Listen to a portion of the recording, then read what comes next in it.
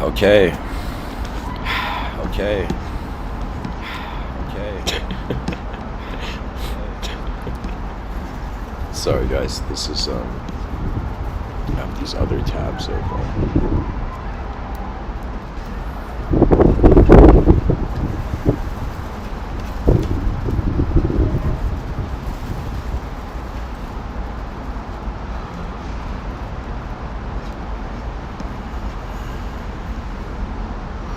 Okay, I think it should be okay now.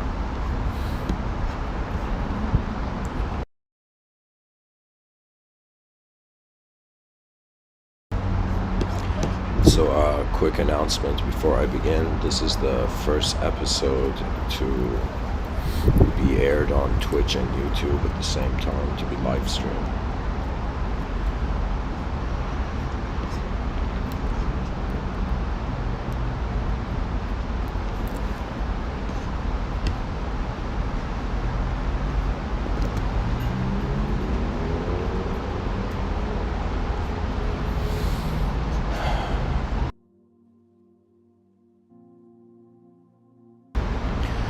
Okay, let's get into it. So, the title arose to me when infinite minds communicate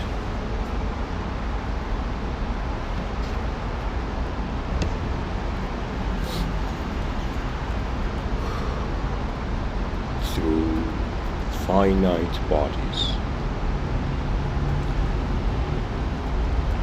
And in the subtitle, I've written mysteries of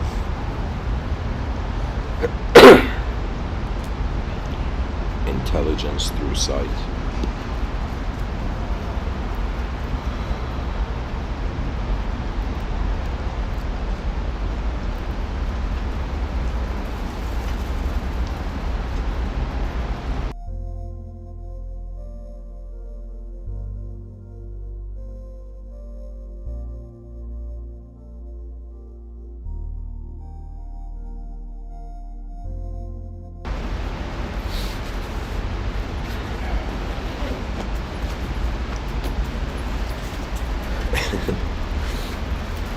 Sorry guys, there's a bunch of factors. It's raining right now.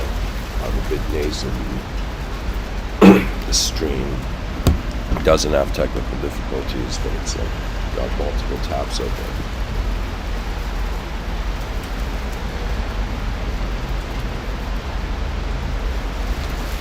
Honestly, this idea arose to me that if there were infinite minds, for example, the title "When Infinite Minds Communicate Through Finite Bodies," there's different levels of meaning to that. The sentence can be heard in two ways, actually.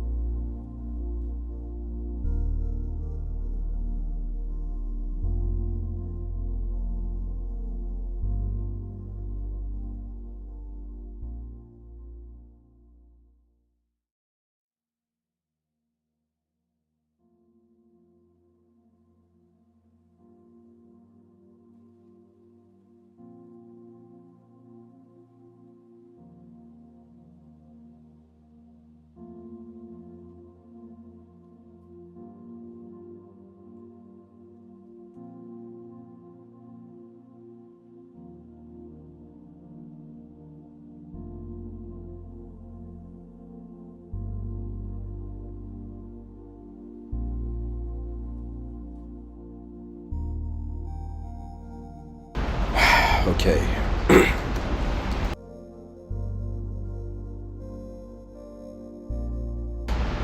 This episode has a slow start, but it may have a powerful ending, so stay tuned.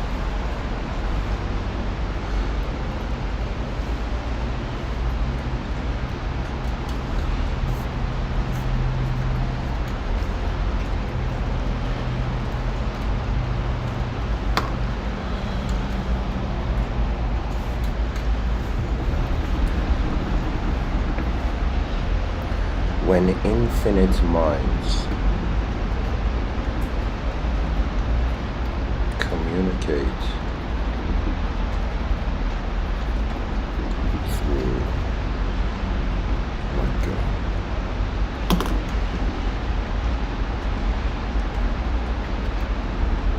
finite bodies. The reason I say this sentence can be heard in two ways is simply the notion of infinite minds. And what does that mean? That means in order to comprehend this statement or to understand what kind of view it's sharing, first we have to be like, what is an infinite mind?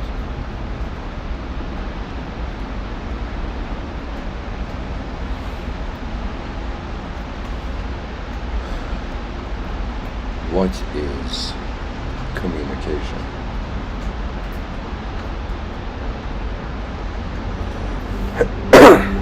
What is a cough object?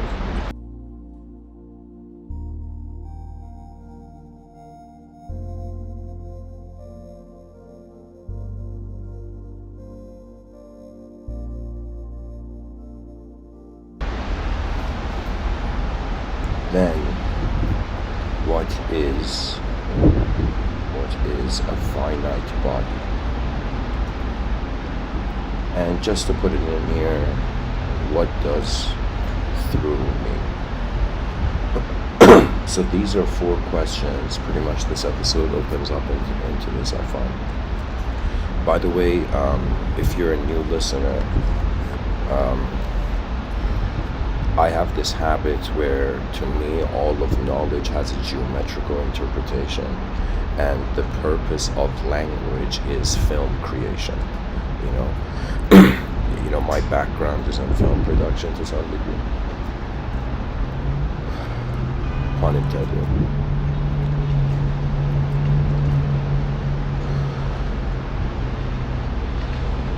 And so I would say that would be in the outer realms. In the inner realms, my mind has been a sort of director of my life.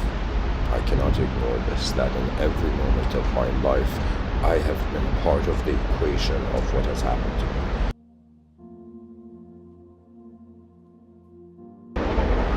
It's as if consciousness has the role, or is tasked with recognizing existence and engaging in existence. Now, to answer these questions and open up this episode, one of the easiest ones is, what is a finite body? And the difference between, you could say, the infinite and the finite is that the finite has an ending, but something that is infinite, and on some sense we can consider it doesn't have an ending, it never stops. And there is also a way where you can say what they have in common.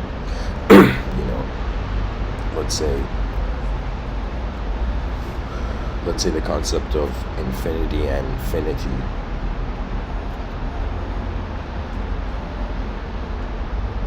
Is that they both can have a beginning.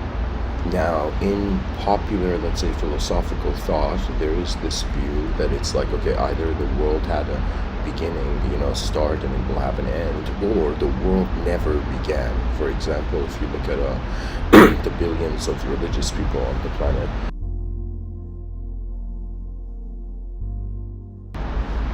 you will see that the religious mind is worshipping a God that was never created and can be never destroyed. Right now, all of human knowledge is defined by its temporary aspect. There's a sort of morality.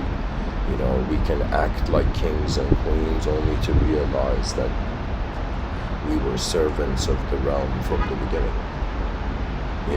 It's like this idea where what does the most strongest person do? Or what does the most advanced person or the greatest person do? And it's hilarious because the greatest person won't have a concept of greatness. The strongest person doesn't need to prove he's strong, And it's also similar that some of the most enlightened states of mind don't even have the concept of enlightenment,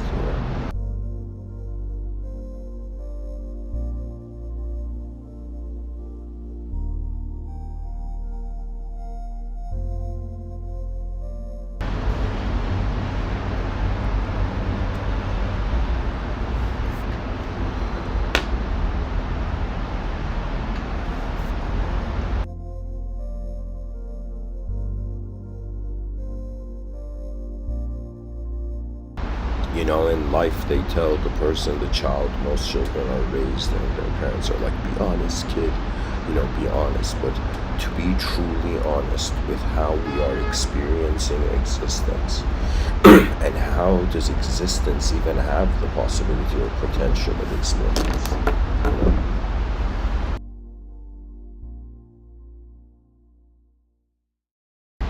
These are important considerations. So pretty much, the finite has a beginning, has an end. Infinity could have a beginning, but it definitely doesn't have an end, right? So an infinite body would be like an immortal human being. That means imagine population never reduced naturally, and there was just more human characters, as if nature's this video game, and the more players that log into it, it's like the more characters are born out of nowhere. Or appear in the map of that, let's say, existential server.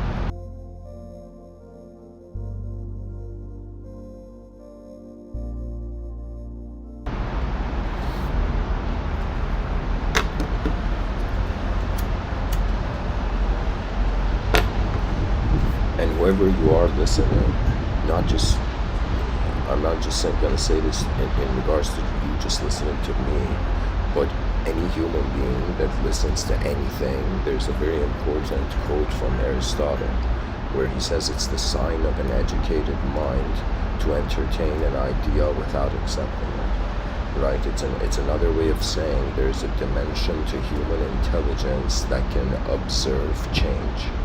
And because it can observe change, it has the discriminatory ability to identify with it or not to identify with it.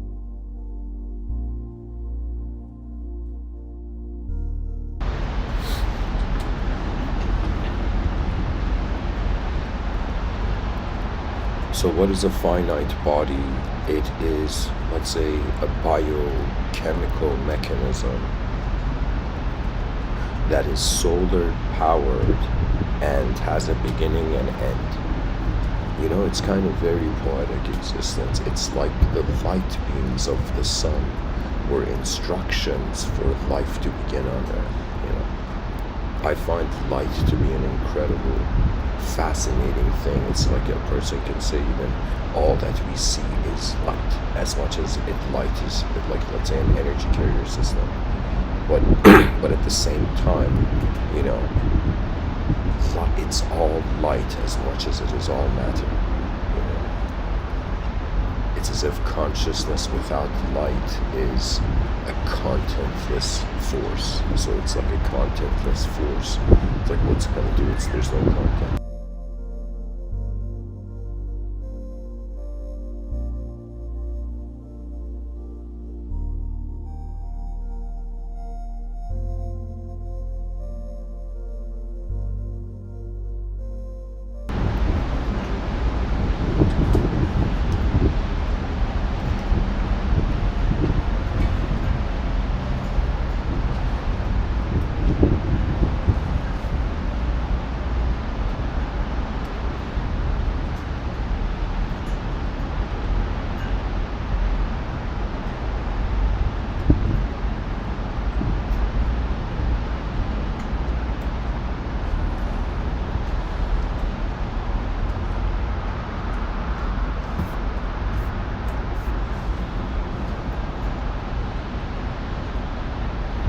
Sorry guys, I lost the page.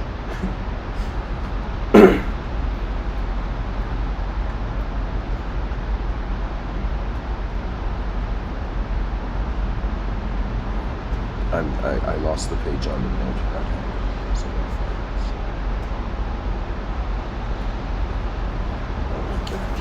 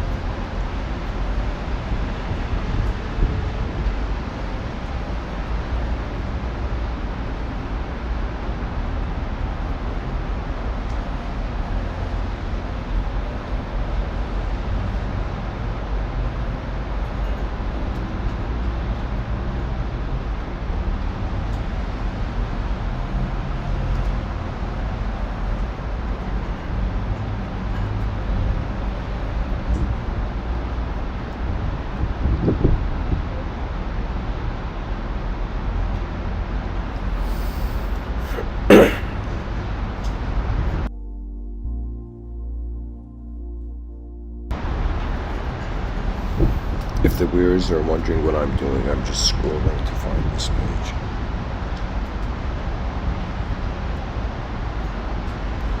And I think by the will of the moment, I have to start again. Okay, whatever. It's easy to draw again.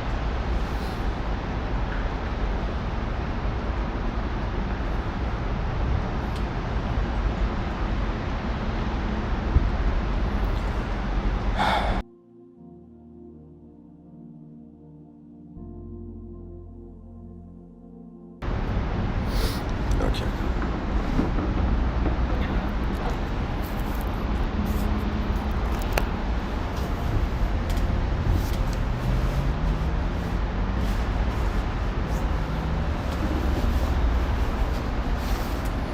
This is the part of the episode where viewers can practice silent meditation.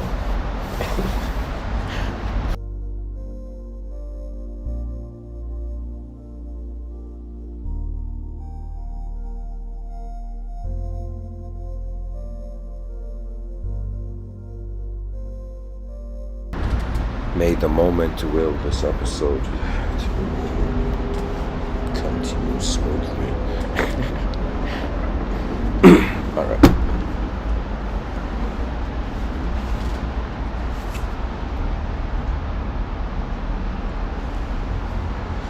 So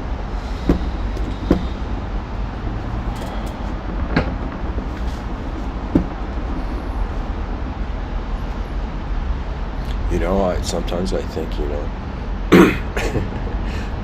people want to see like fast-paced, like authenticity, I think.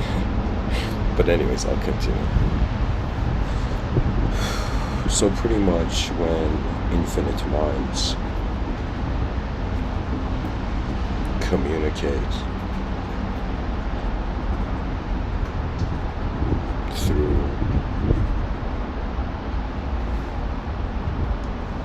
finite bodies,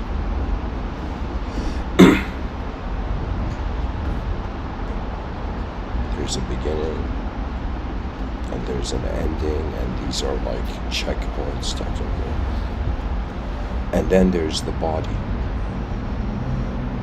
So what the body is I would say a fragmented universe. And people are like, what do you mean, Mr. Within a fragmented universe? And I'll be like, literally, it's a fragment of the universe. It's like human existence. It's like how one corner of an endlessly changing cosmos was like, what's going on here?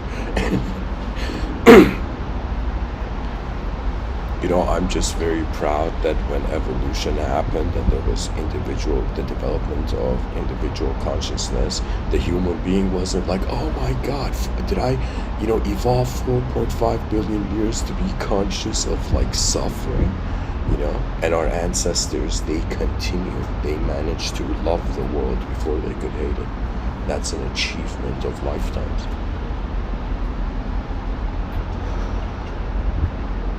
So our bodies are finite. Right now, I am the periodic table talking to you. How do the viewers feel about me being the periodic table and all of us being part of the periodic table? Yeah.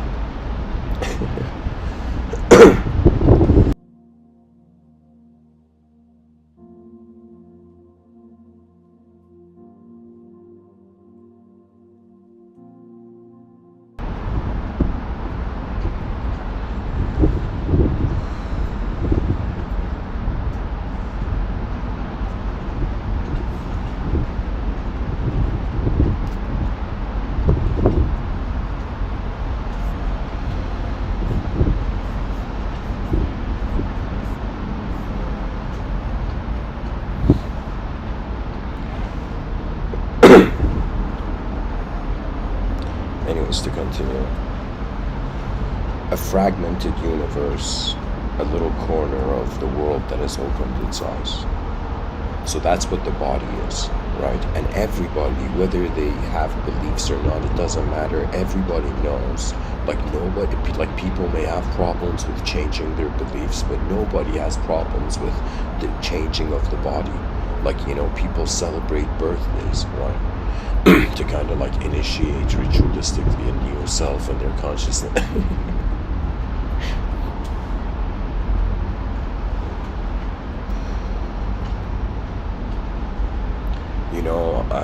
Maybe this might be interesting to share from a mystical perspective. How I treat my own body is that I have a vision of honor for it. And so I have this attitude that the body is enlisted in the service of my free will. And the ideas that come and go, some of them are enlisted in the service of my conscious free will. But there are moments where my free will seems to be enlisted to how the whole moment is being before I do anything. The strange thing about life is that the concept of time wasn't there from the beginning, even though later on we associate it to how we recognize a matter changing in space. Ultimately life is a movement, and to be a biological entity is as if you have like front row seats to existence. Sometimes a person thinks like, how many people haven't been born yet, how many people have died, how many personalities the world is going to reveal on the surface of this earth. If the planet had a memory, it would have been probably incredibly fascinating, right?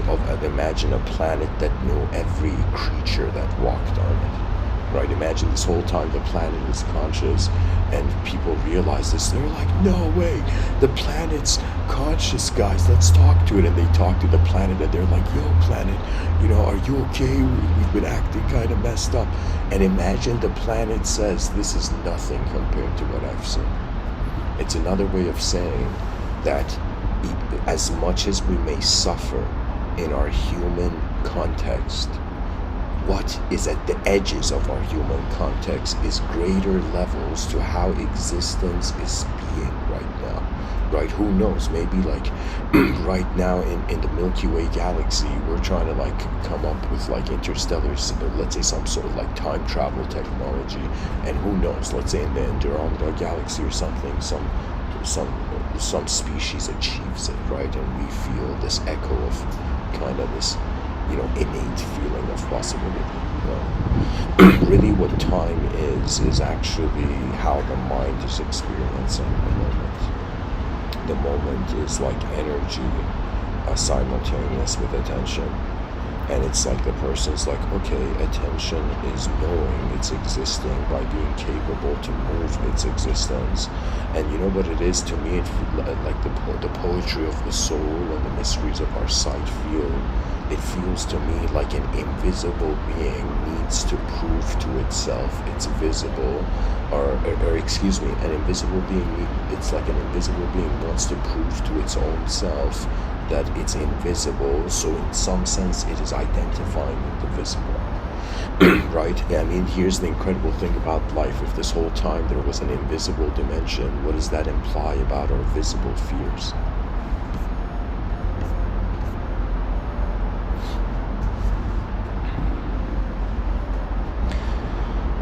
And so, if we say when infinite minds communicate through finite bodies, we can also just for a second pause on the word through and be like, what if an infinite mind is communicating a finite body?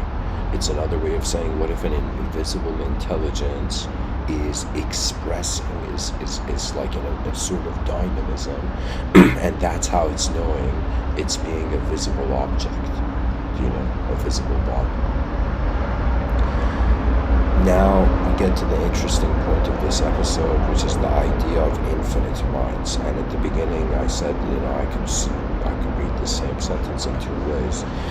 And that's the idea of an infinite mind, and how much of it requires to be like, there's a way where we can see it as an individual oriented, and then there's an unconditional way to see infinite minds. It's like this major question that it's like infinite minds in one moment. Are they creating an infinite mind? That means I'm pretty much saying it's as if like infinite mind, which is a singular idea, is simultaneously being infinite minds. It's as if like infinite personalities are in a singular presence.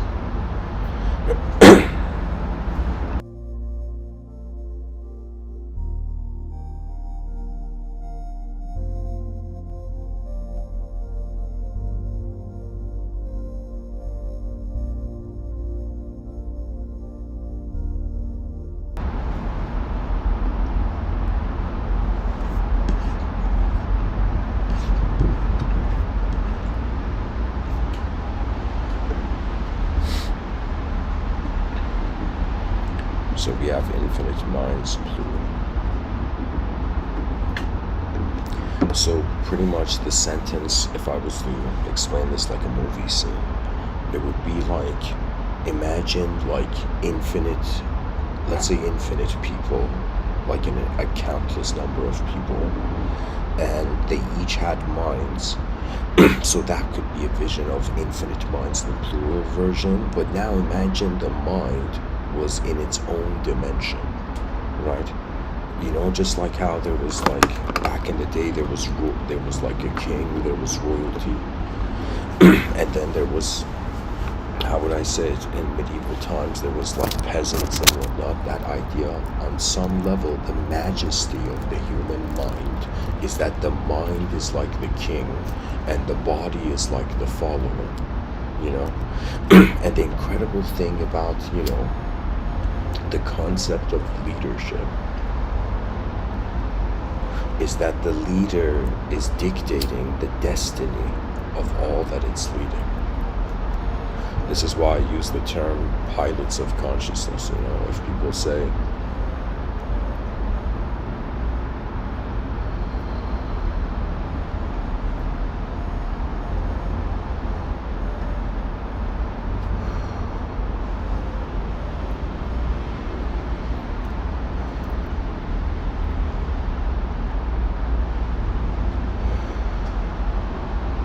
imagine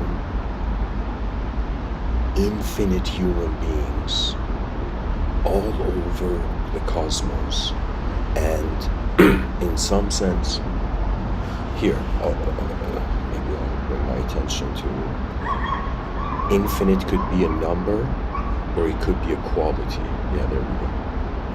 So Here, the idea of infinite is a quality, I would say. And here, the idea of infinity is a number. That means there's an infinity has an interpretation in duality, and infinity has an interpretation in singularity. It's as if infinity is a citizen, and infinite intelligence is a citizen of a dualistic realm, and also a citizen of a singular poetically being, right? That's the beautiful thing about the idea of oneness, that most people think oneness is like, the person feels like everybody and the trees and everybody's oneness, There's a kumbaya type of outer realm oneness, but then there is a philosophical oneness. And the philosophical oneness would be how the major access to knowledge is through the filter of self and world.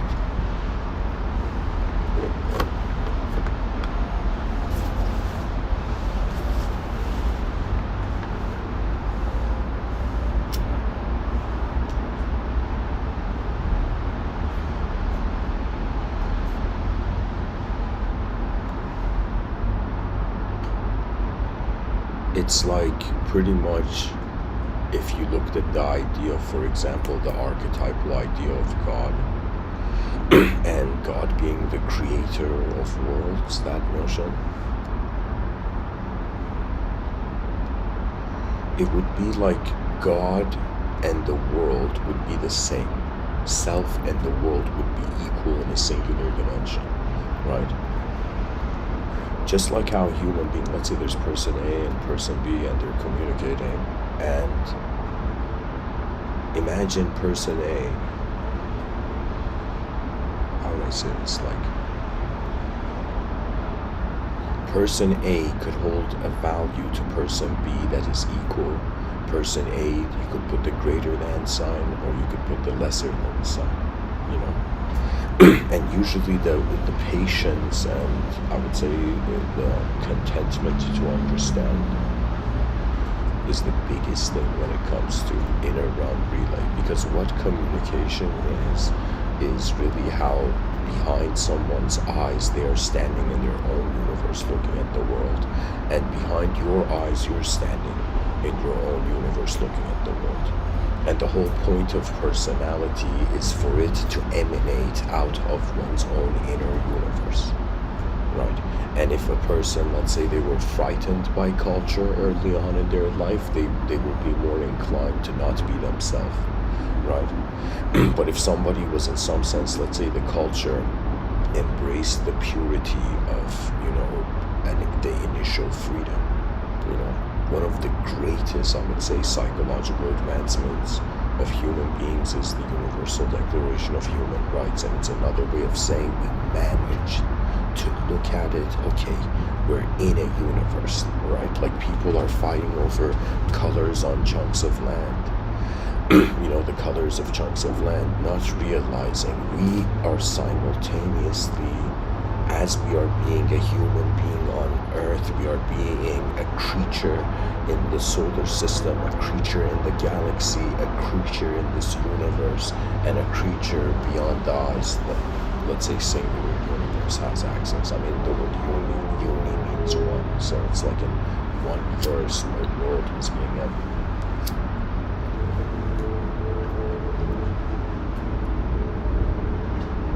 Excuse me, a word was being ever.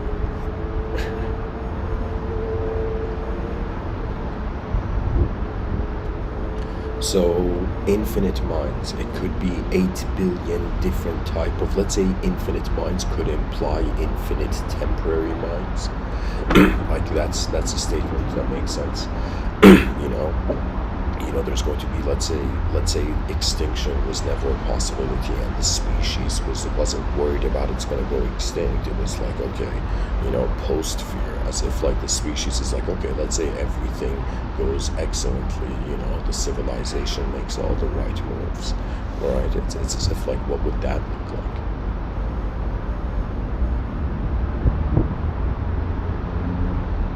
To me, I have experienced my own being beyond language, and pretty much in my life so far, speaking, trying to relate to you my own inner realms and how my metaphysics is held by my attention.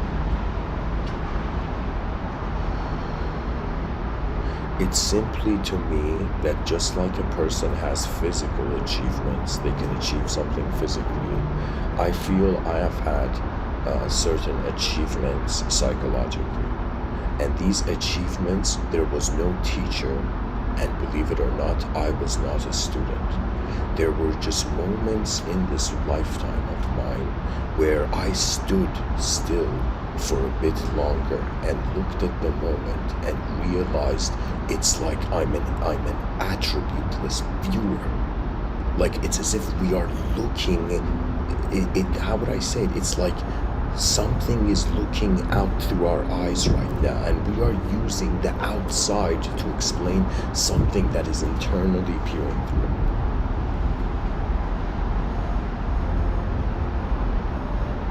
An infinite mind in a singular context would be like the person's like, oh man, everybody by existing has completed their existential purpose, you know. And our psychological purpose is based on, like, I would say we should make this a sort of kind of like planetary principle, right? That every person has to climb out of their world at some point, their own world.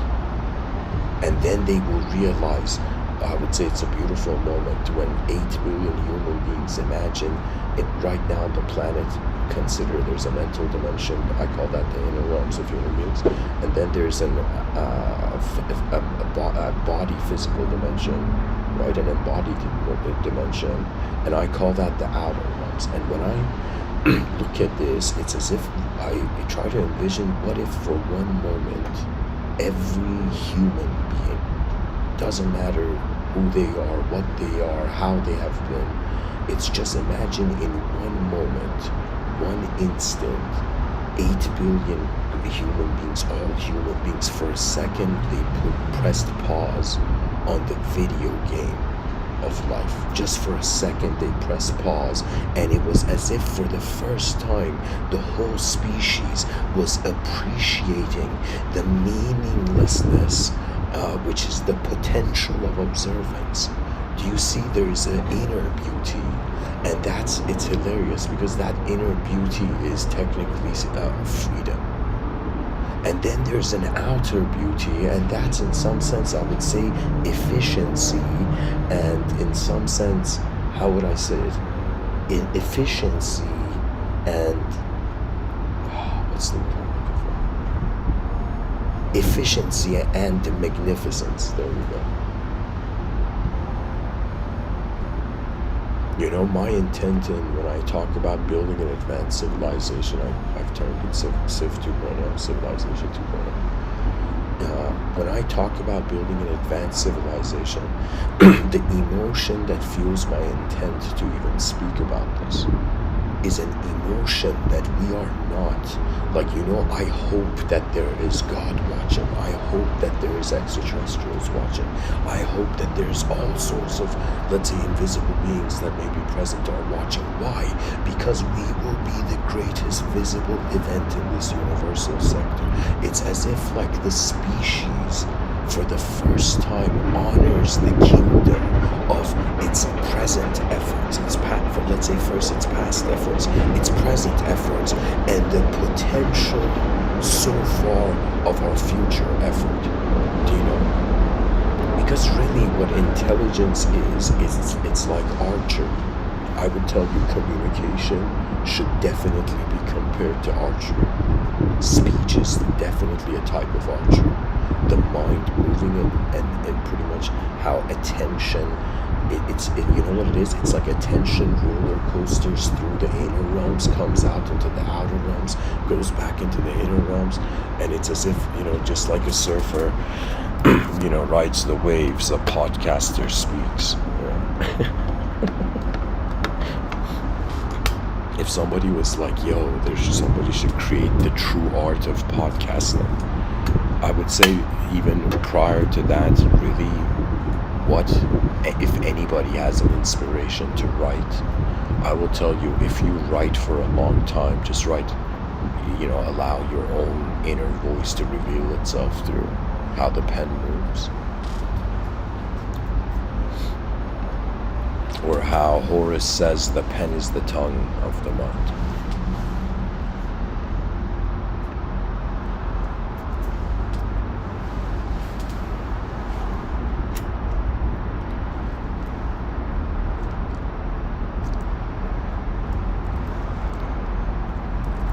An infinite mind cannot have fear. Because fear is an ending,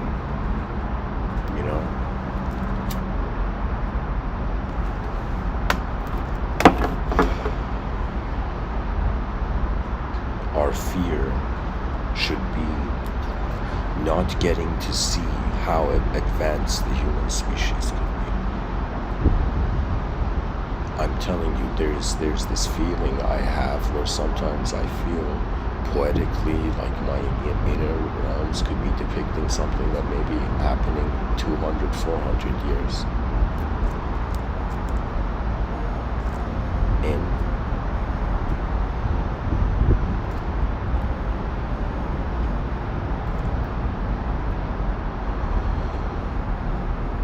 the future will be so much more advanced to us that the problems we have now don't make sense. It won't make sense to the future generations. And the idea, I would say, of consciously living for a future humanity is to recognize the quality of human beings that will arise in the future.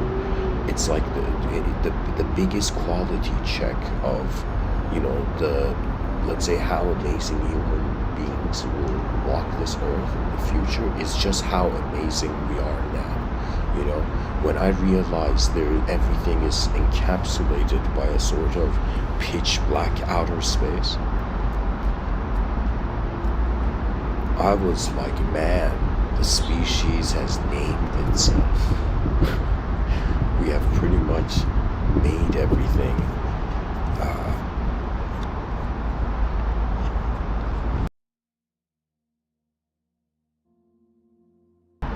It's like we have made everything up,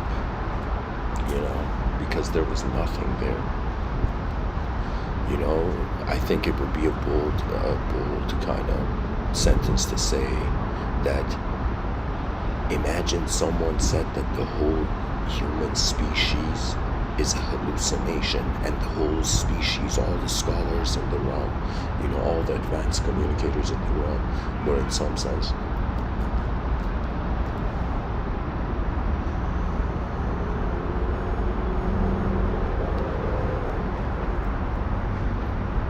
it's so incredible. As much it's like the body is how we are journeying through a world, and to have a mind is like how the world journeys through you. It's like as much as we're living in the world is living in us.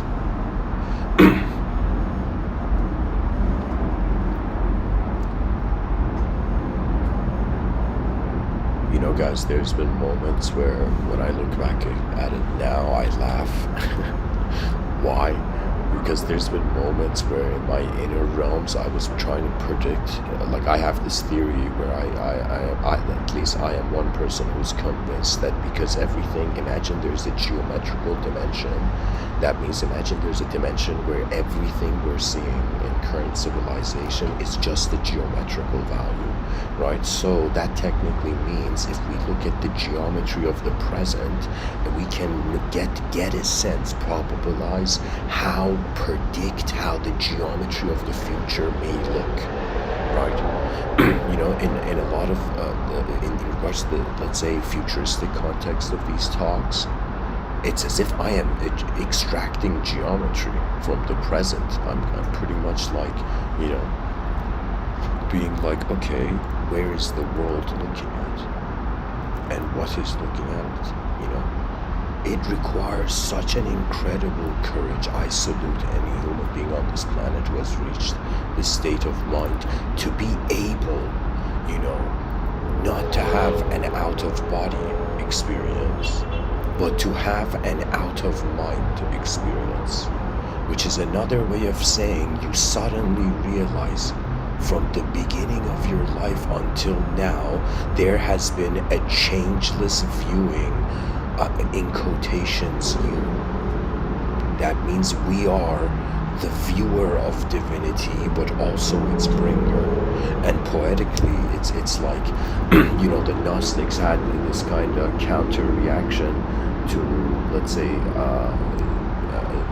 the initial Christian, let's say Abrahamic tradition, right? And the Gnostics were like, okay, the light of God is inside us, and the purpose of the lifetime is to release it. That means it doesn't matter who you are listening to me, just by being a human being at this point in history, there is a significant intelligent event happening in this realm. And my attitude at first was like, okay, is it something to jump in, or is it something to like scan like an eagle from the sky? Like what?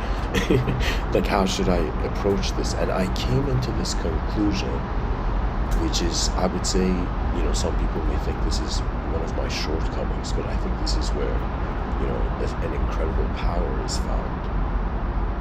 Where there are moments where I go, I don't know, and so life, it's your turn to make the chess move. And there is something divine about waiting. I don't know. I don't know what it is. I think we can pretty much pinpoint, like, a similarity of an experience of a miracle or some divine thing, to someone waiting for a long time and suddenly attaining. It's as if the person's like, what have I been waiting for my whole life? And the answer comes, ourself.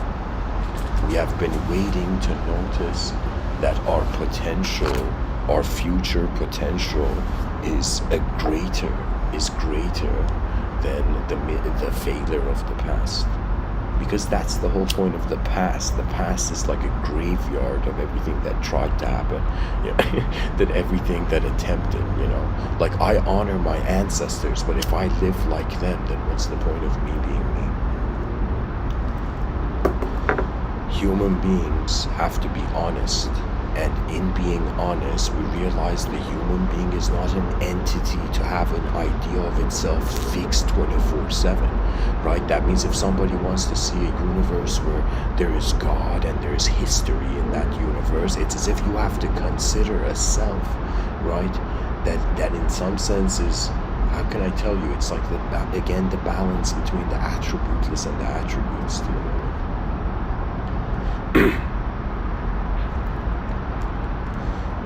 Something strange about the idea of the infinite mind is that in the yogic tradition, there is these four, let's say, paths to truth. There's 4 types of yogas, okay? And the word yoga, the Vedic term, means to join, it means union, right? So the whole point of, let's say, any religious person on the planet was that they trusted that there was a mysterious angle and then a mysterious approach to this world, that it will reveal itself before we define it, right?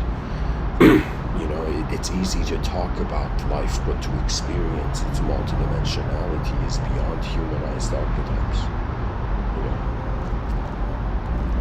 Knowledge is like a forest, and some parts of the forest are dangerous, and so the person has to abide by their decency. It's pretty much another word for intuition. Because if they don't, then they will feel unauthorized, and then suddenly the moment starts losing its meaning.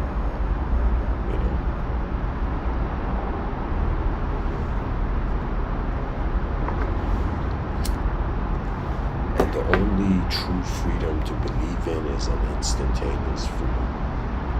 A freedom that is not instantaneous, that isn't already there, is not free. That's the only way it can be pure. That means if like a conscious entity was seeking pure freedom, it would be like an infinite, it would be like, imagine in an infinite mind, forgot that it was an infinite mind, and it experienced itself as a finite body, and this finite body evolved to, let's say, infinite finite bodies, infinite temporary bodies. And then at some point, truth needs no double. You know, that's the beauty of direct experiential being, awareness to being.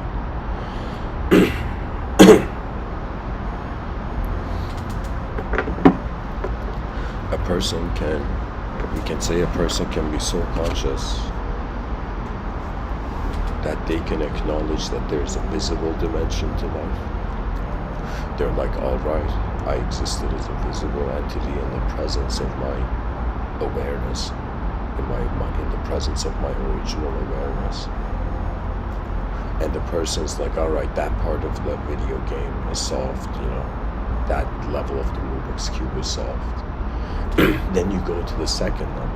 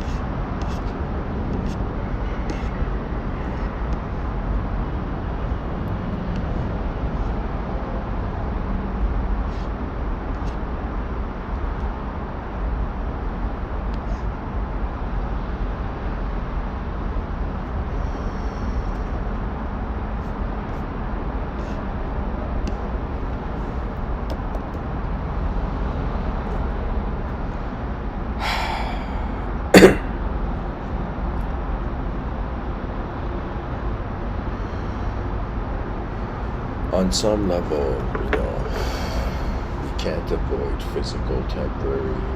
physical temporary journey. From another level, it's like we're just this mind, this unknown viewer. You know, just like people can't see who's speaking, I can't in some sense see who's listening. You know?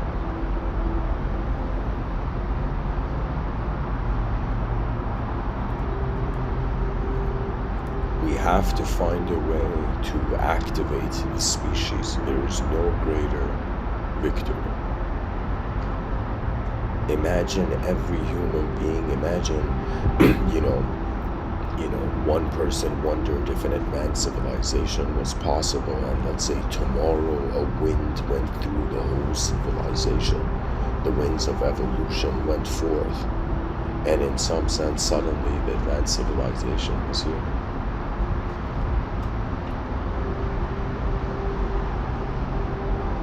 As if people woke up the next day and every person in any moment in whatever they're doing, it's like the advanced is a doorway, is like a portal that's accessible in every moment. You know, ideas can be seen as portals. I think that's incredible. My God, why doesn't the educational system teach this? You know, language is like portal hopping, you know.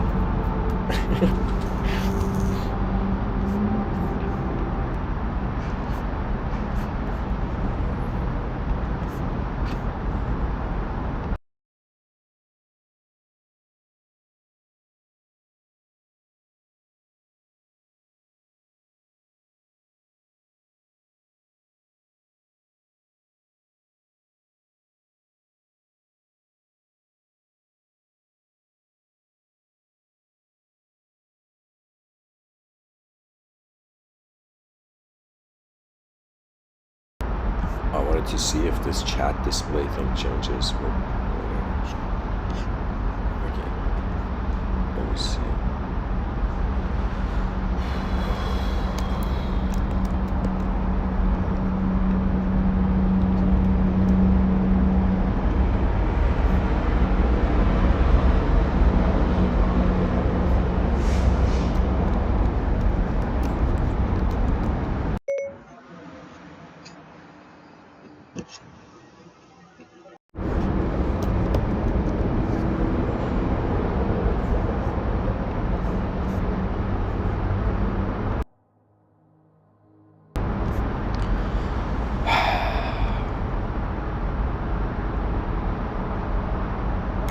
when infinite minds communicate through finite bodies, it's the idea that, okay, there's infinite points of intelligence, in the sense that, like, how many possible human beings there will be, you know. It's as if, like, infinity is a guardian angel of the species from extinction, but, like,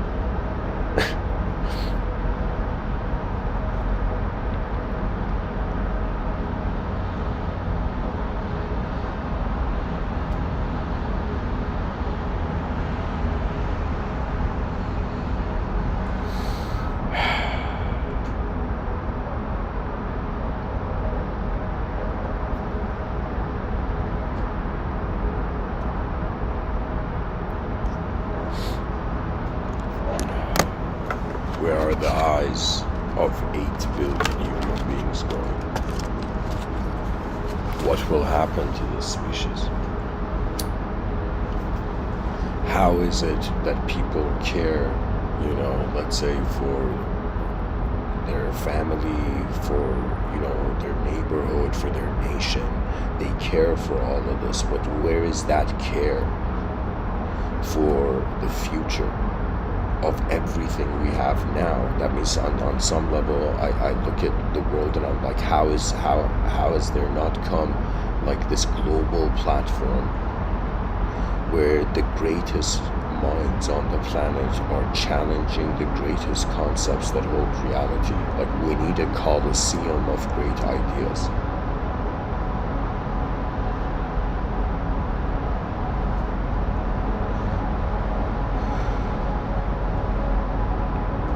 Imagine you're one person and you want to build an advanced civilization, and you think at first you're alone, and so you suddenly go and you suddenly notice there's like 8 billion people sleeping. That means the species is in a sort of, I would say, a confused emotional hibernation right now, you know, globally. And so imagine this design, let's say this architect who wanted to build an advanced civilization.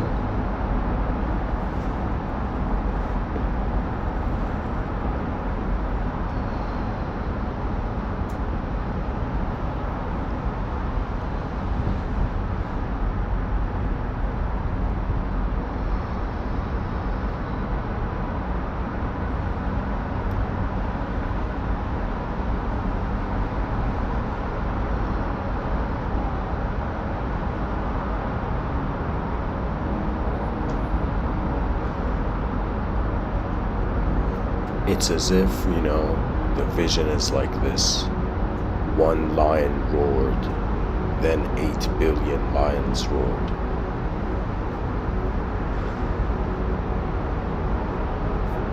And the heavens witnessed how far, you know, the earth would go. There are collective problems. I find it that in an advanced civilization, the moment the individual solved, like individual problems are solved, it's another way of saying any moment that any human being on the planet has spare time, you should contribute to the advancement of civilization. It is not just an honorable act. It is pretty much the greatest thing we can do in the world when there's us here. It's the strategy of a species to forget extinction because it was so advanced beyond it. That means it's easy for people to, let's say, believe themselves to be weak. But why is it not easy for people to believe they're strong? You know, it's as if they wait for the permission of the vision to be them, you know. Henry David Thoreau says it's not what you're looking at that matters, it's what you see.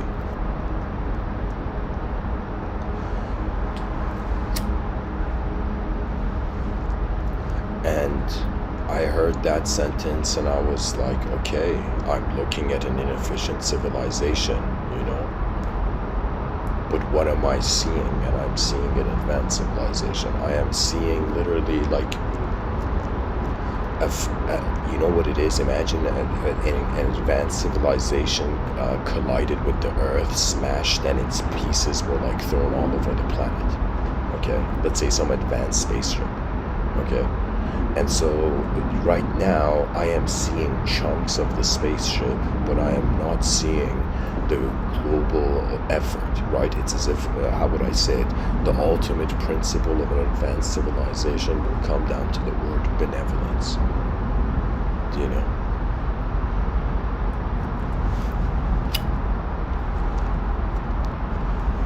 That means it's as if benevolence organizes the structure. And you know what it is? To build an advanced civilization is also the greatest problem to solve, right? Because we know that there will be so many different types of human beings. That means imagine, you know, somebody's commissioned by the logos to, you know, build an advanced civilization, you know. I'm being poetic here.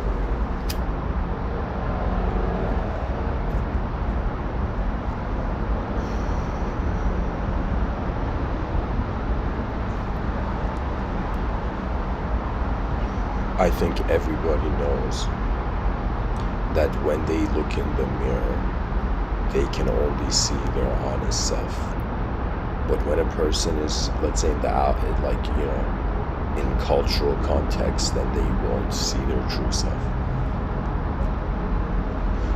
In the psychology of seeking power, and let's say the issues of desire,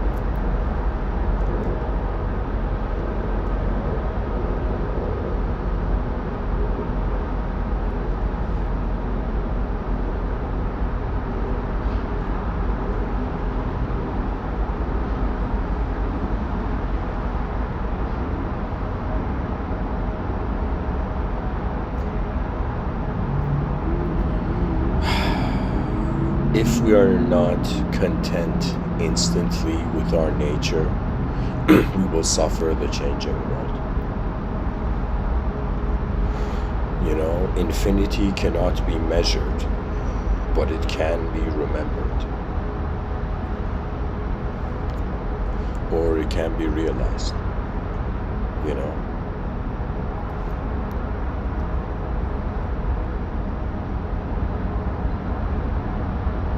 It's like there, we can say, let's say there's a power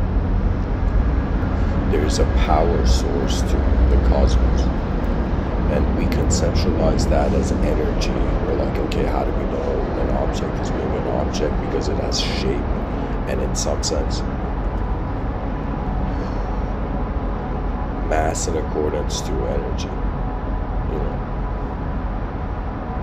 It's as if, just like some religious mind sees God everywhere, it's like in the scientific vision, they see energy everywhere, you know. So if energy was alive, the energy that's being the whole universal event, that would be another way of saying God, right? But the incredible thing about the word God is that it can't have a concept.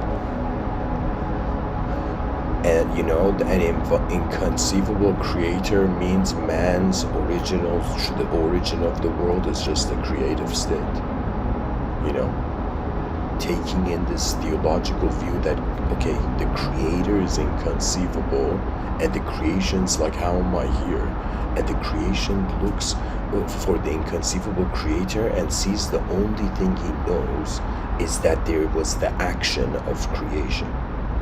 There was the action of manifestation. It was as if the light in the room was turned on.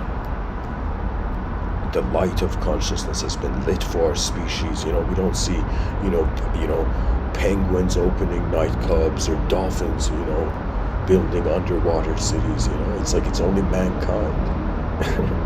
Mankind has this additional dimension of a vision where we can even look at animals and imbue them with our own humanized personalities, you know.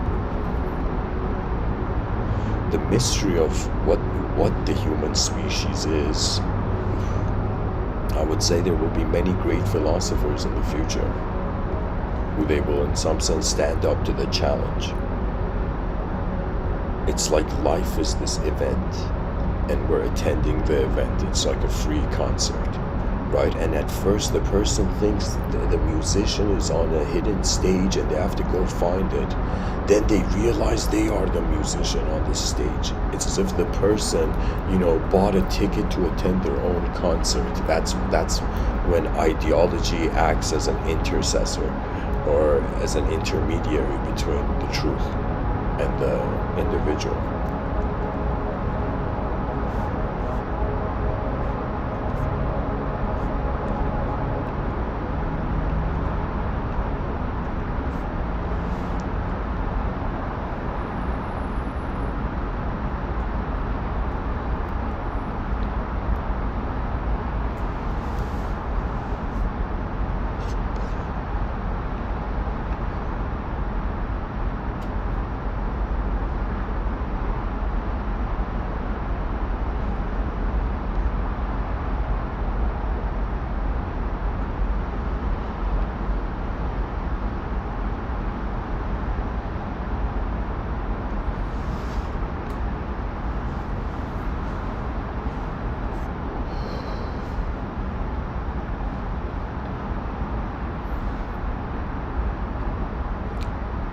I'm trying to find a way to explain like an infinite mind to the viewers, but the only way they can understand it is if they are an infinite mind from the beginning. So it's as if, imagine a disciple went up to this guru and said, "Hey, enlightened master, give me truth." And the enlightened master was like, "Buddy, we're all standing in the same room. The truth is free for all,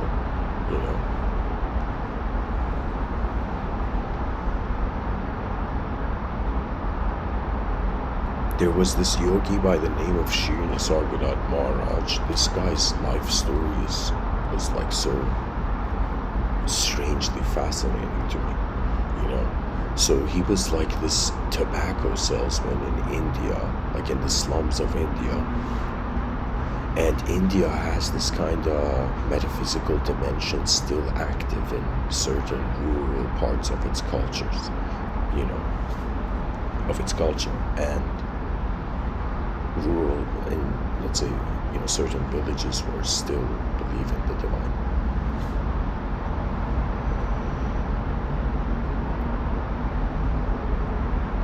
Sri Nisargadatta Maharaj, this simple salesman, living a very he would be like a true minimalist, because of there's videos of this, right? But anyways, Sri Nisargadatta Maharaj, one day one of his friends comes to the market and says, "All right, there's this enlightened guy, you want to go see him?" And Sri Nisargadatta Maharaj tags along.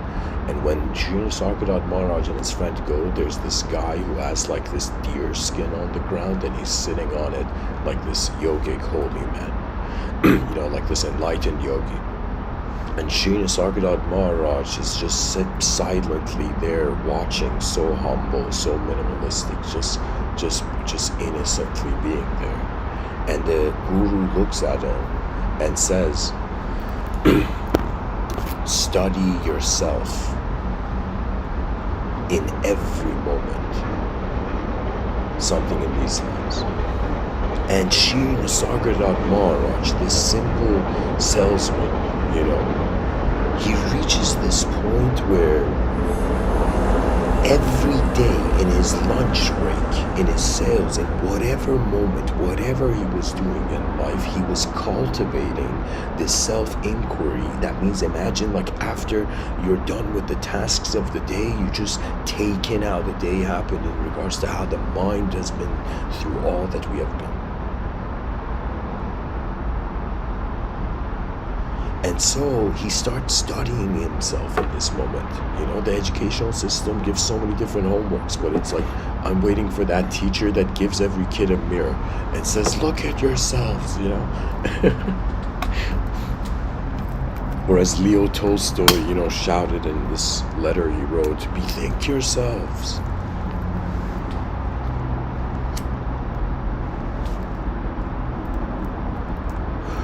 Bethink yourselves. That means Wonder about beyond the thoughts that your memory has identified.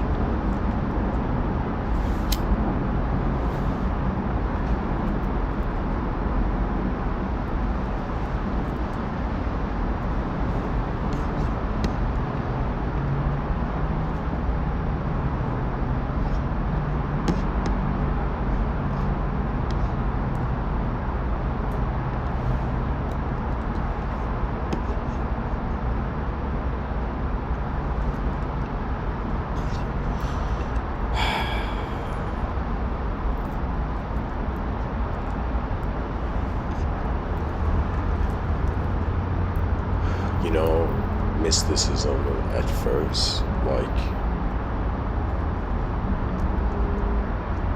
is that you wonder beyond yourself.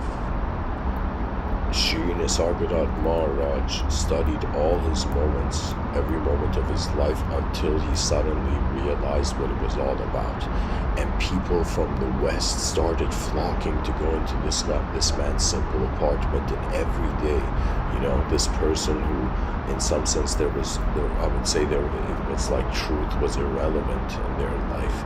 Something had happened. There's so many ways that human beings have suddenly noticed the unknown in their lifetime and established their relationship with it, right? And most people usually have an playful ideological sense. I never finished talking about the 4 yogas, but there's Bhakti Yoga, Raja Yoga, Karma Yoga, Jnana Yoga. Bhakti Yoga is the yoga of devotion. It's another way of saying you can love this world to the point that truth just takes care of you. Bhakti Yoga is another way of saying you are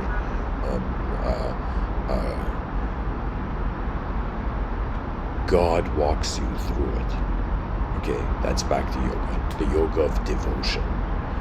The kind of divine trance states and bliss states that the ancient Persian Sufi dervishes went through.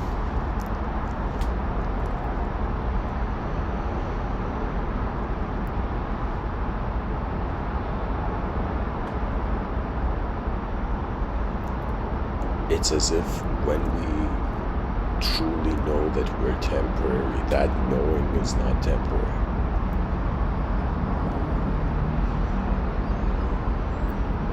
Life is like this kind of like heartless analysis until you realize how instantaneously it can be free. That means on some level, it's like the person, when I say having an out-of-mind experience, it would be like realizing you're not the content of your mind. You are the unknown viewer. We are the unknown viewer of the world in our eyes.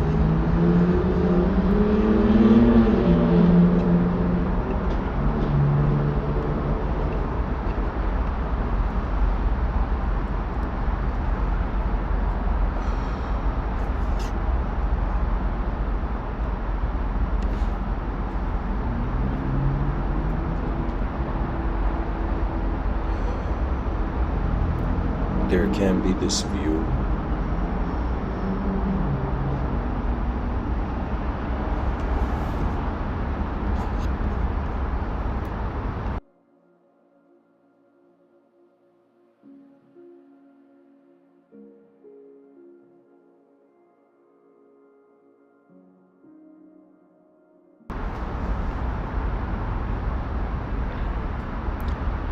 that excuse me.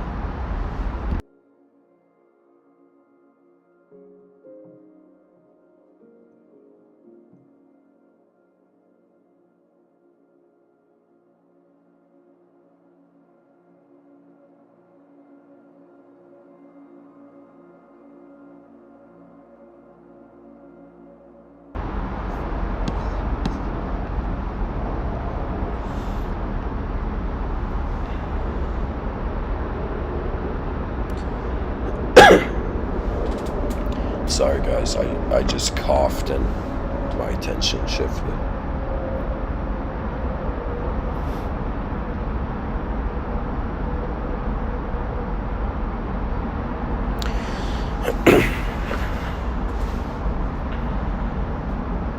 Could infinity be a sort of escapism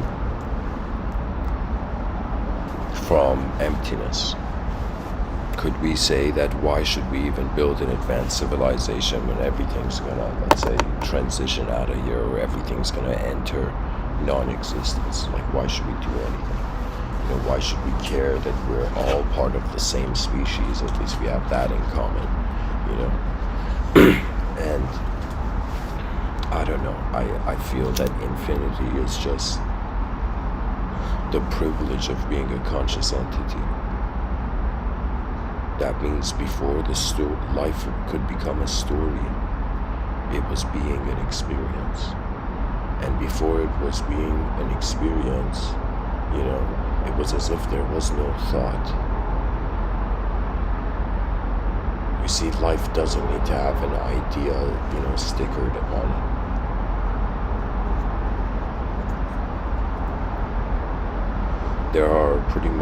There's the unknown and the known, because there's consciousness and there's non-conscious. We are creatures where our psychologies are like dolphins, you know, going between moments of unconsciousness to consciousness. To be an immortal conscious being, and imagine that immortality didn't need the being to be asleep, that would be like, you know, like an endless, you know, it would be like an endless fire of thought. There is a force that animates the human body, and the mysteries of intelligence through sight is being like, okay, we've managed to define, we've managed to put subjects to objects in front of our eyes, but we still don't know who is looking through. And my conclusion is that the unknown is unknown.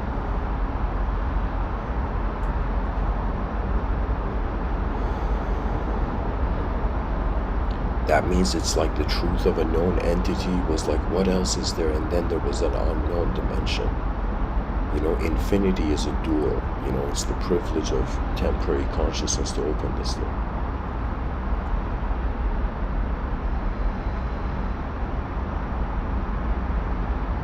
Some part of me feels like the more intelligent our species is going to get, the more it's going to get bored, and the speed of civilization is going to change.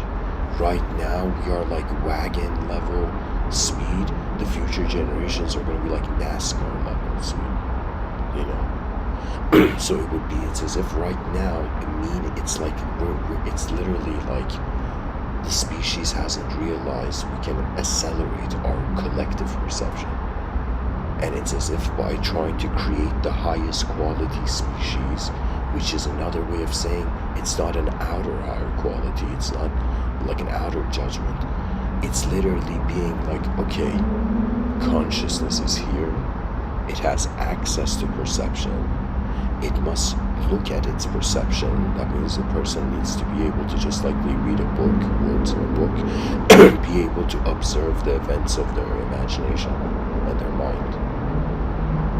Technically, to me, human beings don't have like an airbender, move the elements kind of poetically magical ability, but they do have this strange magical ability to evoke thoughts into the moment, to teleport thoughts into the moment. Like right now, I can remember what I ate yesterday, and it's like the image teleports to this moment. It's as if from the unconscious of my mind, suddenly I pulled out like a conscious image, a conscious vision. We have to have a sort of, you know, appreciation of the original. The original nature of our mind is not conditional to any an object or subject. We have been the changeless viewer of change.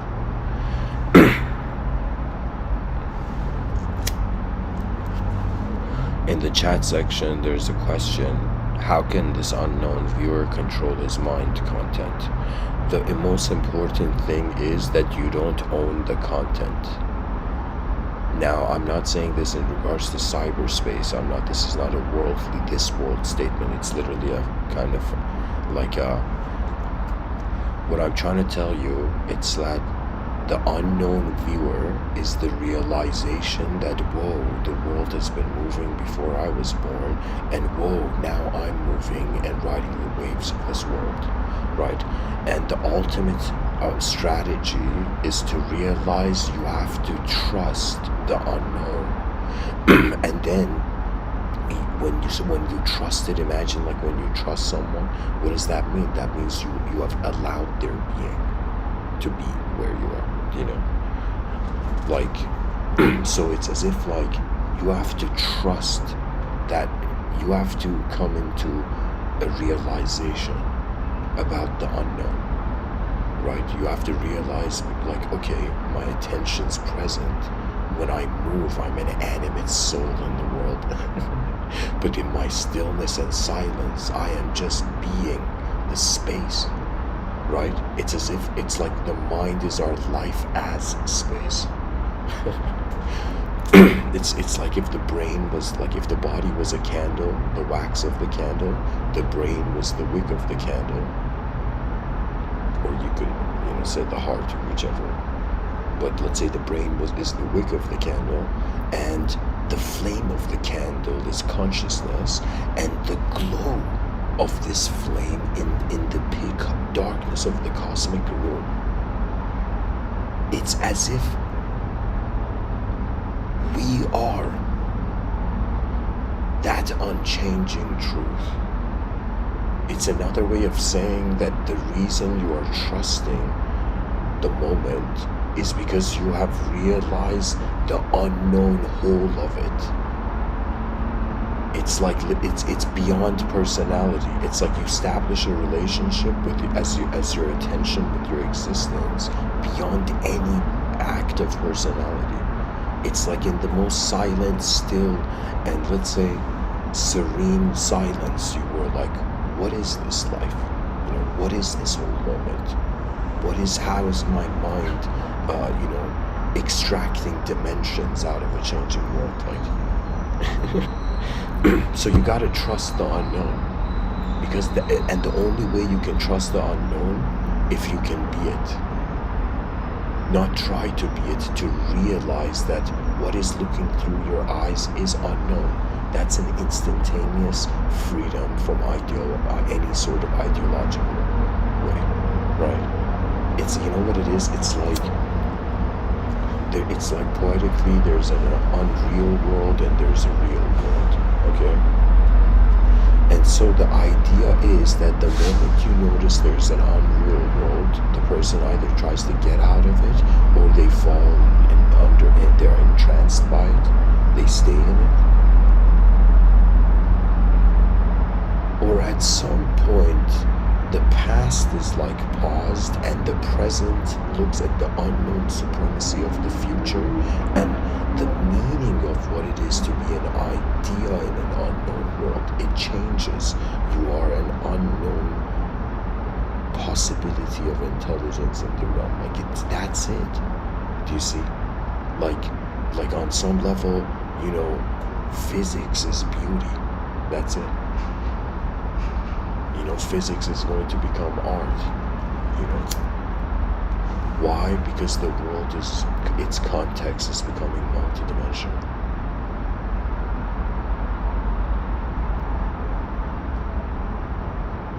Is a species ready to acknowledge all its dimensions, or just be a character in a story the past is drawn?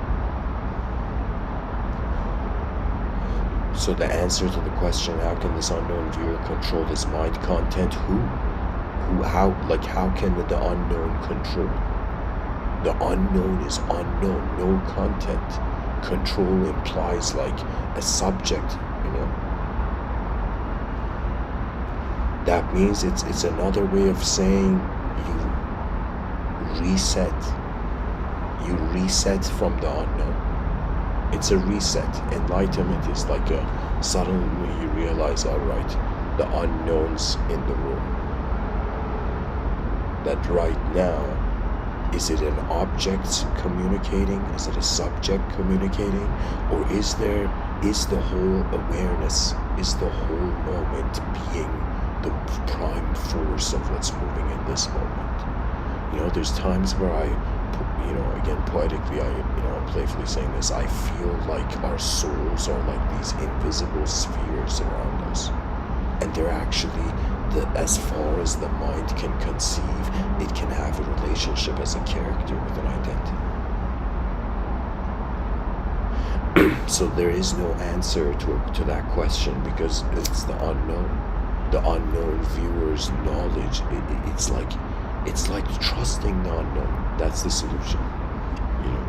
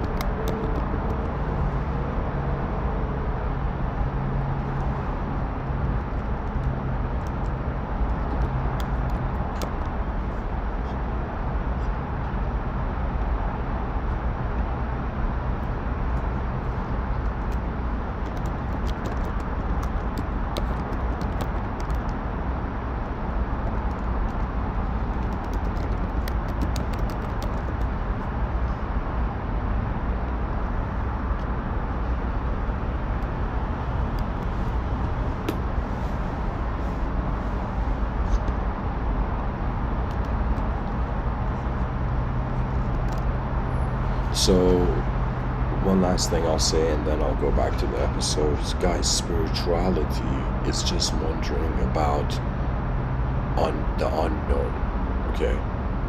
And human beings fear the unknown, so what do? They kind of, sit in the caves of the past. Or they go become the front lines of how the world event is happening. Now imagine, from another view, I'll go to the topic now.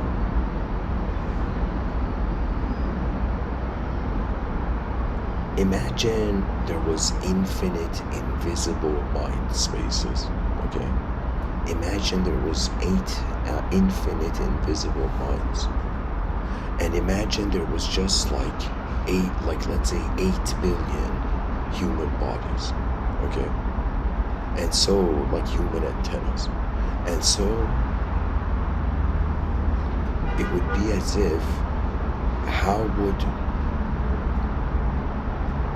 don't know how to say this, but it's kind of like the evolution beyond the subject requires not the ignorance of a subject, not that the moment we realize we're more than a body or more than a mind, we stop caring for this. I'm saying that it's like this appreciation that hilariously, like an onion, the world is preserved in dimensions. There's dimensions to our eyes where the mystery of how the free will moves is its own sunrise.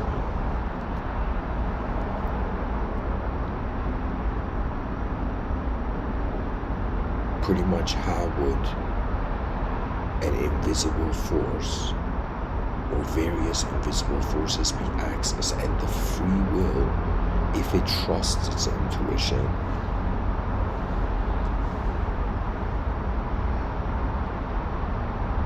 it's like our biological nature simultaneously armed us to exist in this realm. That means the mystery of the evolution of a creature, and the symmetrical nature of reality. Oh my God, the symmetry of nature is mind-blowing. There's nothing more transcendental than that, I would say. It's like opening up an apple and being like hidden geometry inside an apple.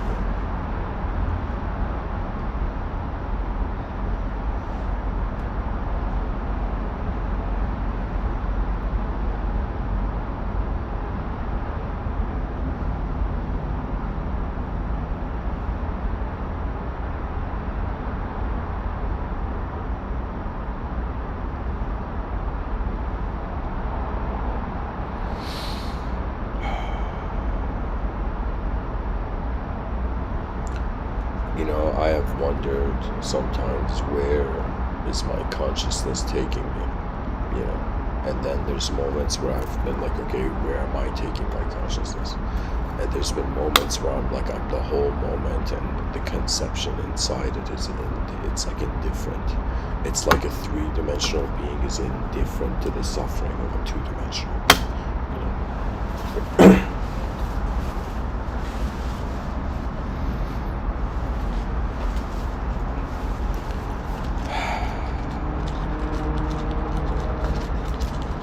It's like this idea that, imagine we want world peace and freedom, and imagine the person's like, alright, let's say we got world peace, we got freedom, what do we do then? And that's when everybody would be like, oh my god, Mr. Within was saying build an advanced civilization.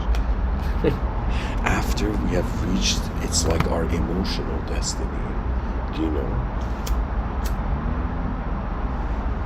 We will realize the world is here.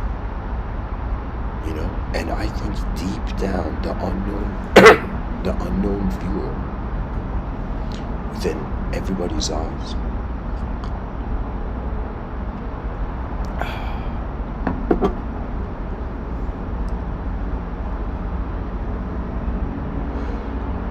it's like the antenna will receive its own signal. You know, every person's consciousness has a back door. That back door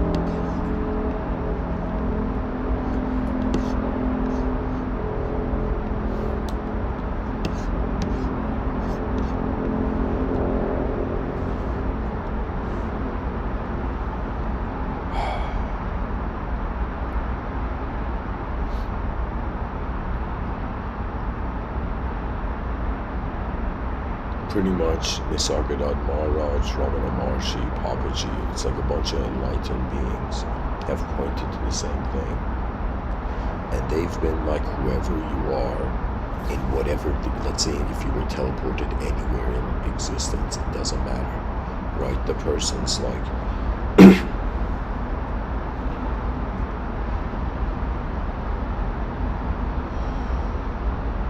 how far can the honesty of vision take us?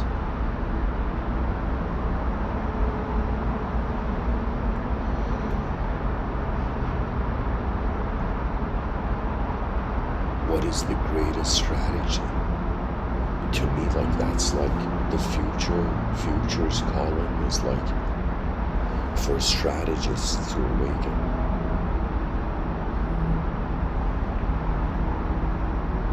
We need to build this kind of momentum towards an advanced civilization, where when they ask any person, why did you do that thing you did, the person would be like, I did it for the presence of the advanced civilization. And the advanced civilization is like another way of saying we're trying to activate the potential of the original Earth and the cosmos. To wonder about an infinite mind is like a particle wondering about the field of intelligence it's in. At some point, the mind is not even, you can't even call it a human mind. The mind is just, it's like awareness, and within that awareness, there's change and consciousness, because it's like eyes that have opened to the moment.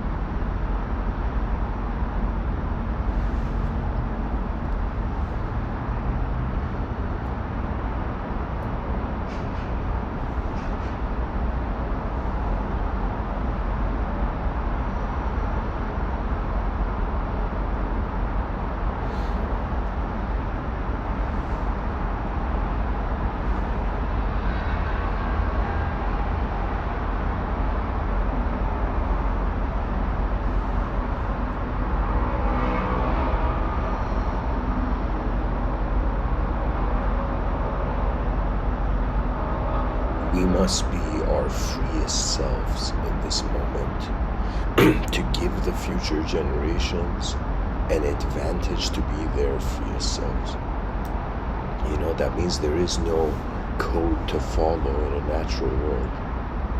And what I mean by this is that the ability of free will is to see beyond the programming. It's like someone who thought they were being programmed by an ideological system suddenly stepped out of the ideological system and realized the whole world is being a battlefield of conception. And concepts are arising differently in accordance to the wielder. To me, ideas they're like abilities, right? And they're like portals, as I was mentioning earlier. For me, like when I say like philosophy, that's like me opening up a portal. And that inside that portal you'll see a tree. And it's as if from philosophy, the most ancient tradition in academia, stem out the classification systems of the branches of the tree of knowledge.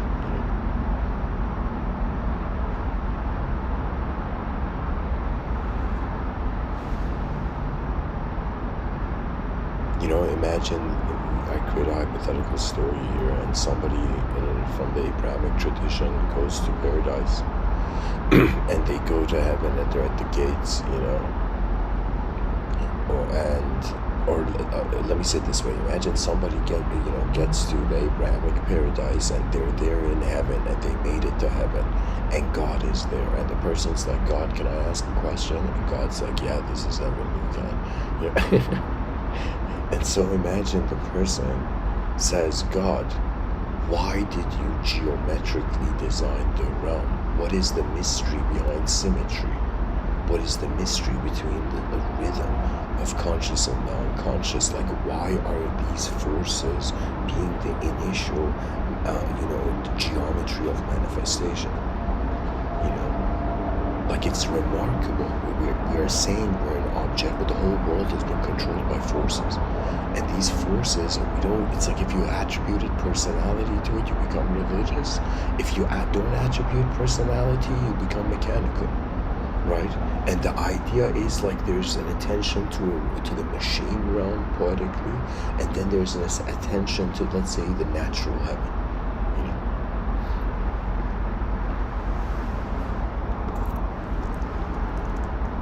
What I'm trying to say is there's so many mysteries that belief is like ignorance. But faith is a different story. Faith is like an experiential knowing. Belief is just like, okay, what hat am I going to wear in this moment? Imagine they ask someone, it's like, are you a believer? And he's like, yeah, I am. And they're like, what kind of believer are you? What do you believe in? And the person's like, I believe in nothing. And imagine they're like, what do you mean?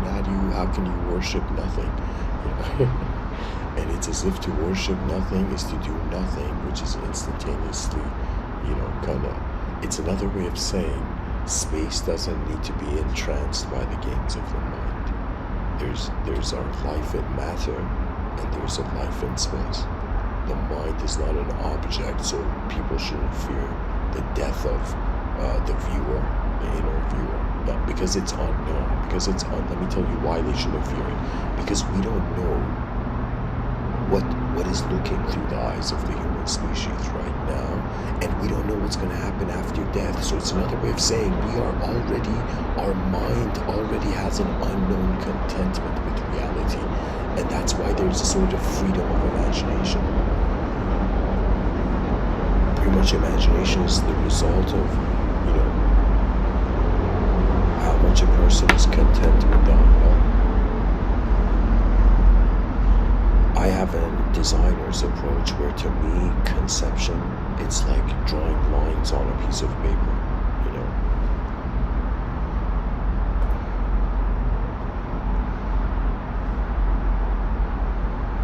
I think conceptually these talks I give would be kind of like similar to the geometrical artwork I draw sometimes,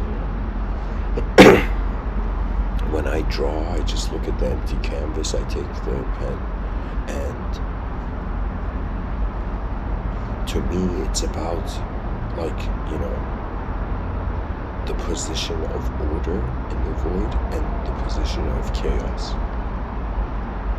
And dynamism is chaos, and it's pretty much verbs are chaotic and nouns are ordered.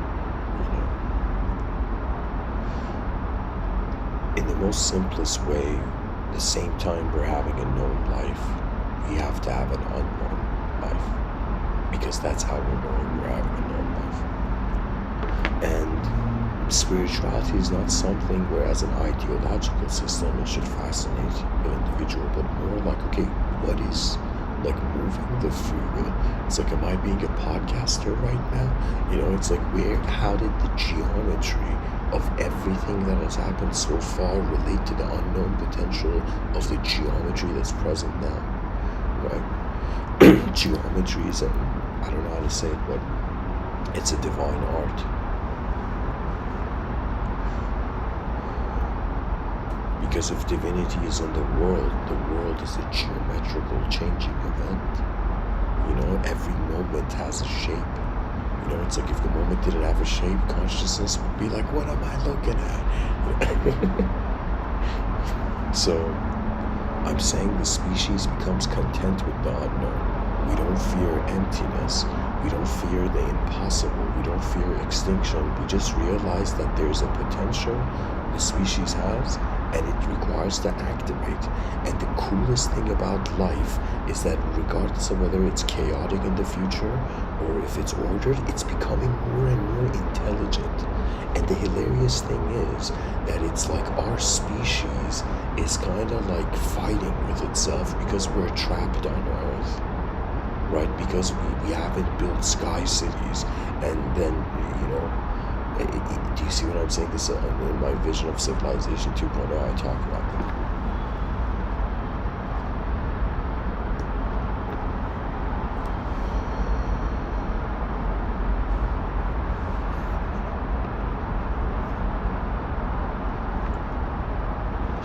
So anyways, to end this off,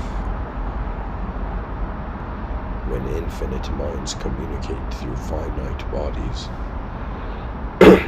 the mysteries of intelligence through sight are revealed.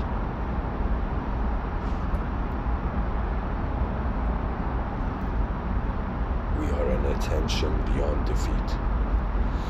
Thanks for listening, guys. Much blessings and loves.